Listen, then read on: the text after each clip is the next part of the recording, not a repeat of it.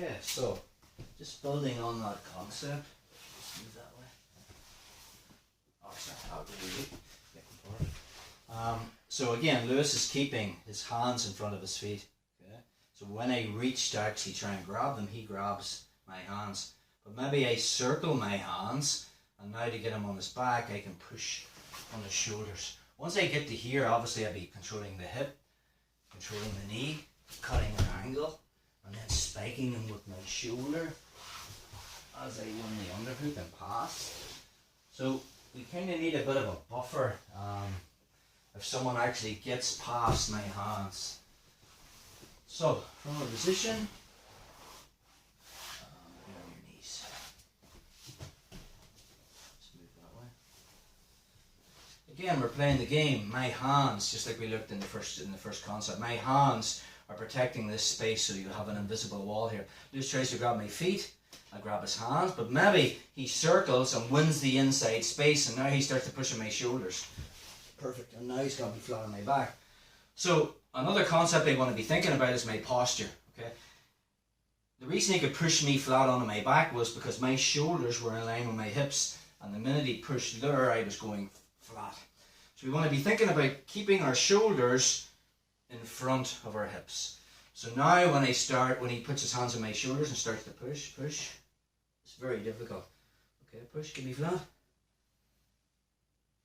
But another thing I want to be thinking about is my head position. Flat on your back, sorry, on your butt. Let's just say he's keeping his hands in front of his feet. I start to reach down, he makes his grips, I circle, I get to here, but now he's keeping his shoulders in front of his hips. I start to push from here, but let's just say his head is down. Okay, from there I can snatch his head and start. Guillotines are here. There's a pass. Sorry, I can do from this position as well. So we want to make sure that when he's playing this game, okay, and he's got his shoulders forward, he doesn't want his head down, but he also doesn't want his head straight up, because from there, even though he's got his hips forward, or sorry, shoulders forward, instead of me pushing on my shoulders, I can push on his head and get him down. Okay, so you kind of want your head at 45 degrees there, and you're kind of monitoring, because not only can I be on my knees, I can also come up to combat base, and I can also get up to my feet. And again, we don't want to, this is just like a buffer. This just gives me seconds so I can get in close and win the underhook. Because even though this concept is good, when I start to reach down and grab Lewis's feet and he intercepts us, because his hands are controlling that front line space, maybe I circle and I get my hands on his shoulders, but now he's got his hips behind his shoulders. When I start to push, it's very difficult to get him down. His head's in the right position too, because if it was down, I can snap his head down and go for things. But now, this concept, which we've seen a lot in our jiu-jitsu, is if I can get my head higher than his, doesn't matter now whether his shoulders are in front of his hips, I can still get him down. So we're not going to hang around in this position. This just gives me vital seconds. If he gets past my hands and finds my shoulders, I'm immediately getting my shoulders in front of my hips, but I'm looking to win that inside space immediately. So the drill is, you are on your knees. So we're here to scoot back a little bit there, perfect. So I'm playing the game. Okay, Lewis wants to get me flat on the back again, so he's trying to grab my feet. I'm intercepting that space. Yeah, keep going.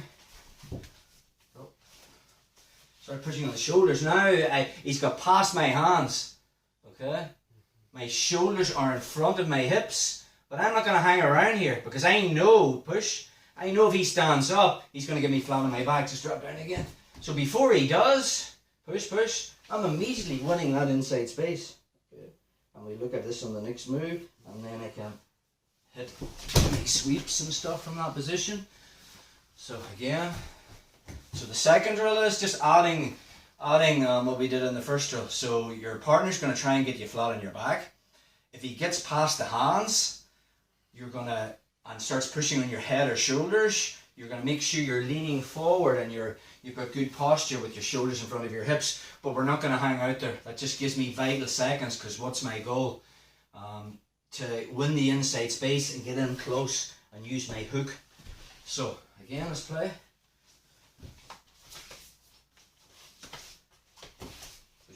shoulders. Again.